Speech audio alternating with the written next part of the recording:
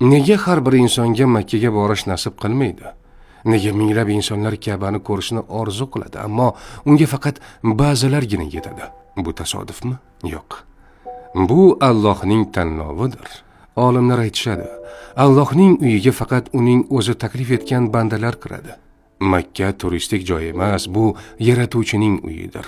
U yerga faqat ruxsat etilganlargina boradi. Qarang, qancha odam pul to'playdi, hujjatlar tayyorlaydi, ammo oxirgi paytda hammasi bekor bo'ladi.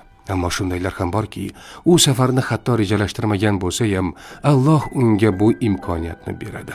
Nega shunday? Chunki Alloh qalblarini tanlaydi.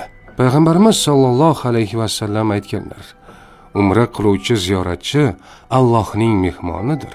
U zot ularni chaqirdi va ular javob berdilar. Agar ular undan bir narsa so'rasalar, Alloh ularga beradi.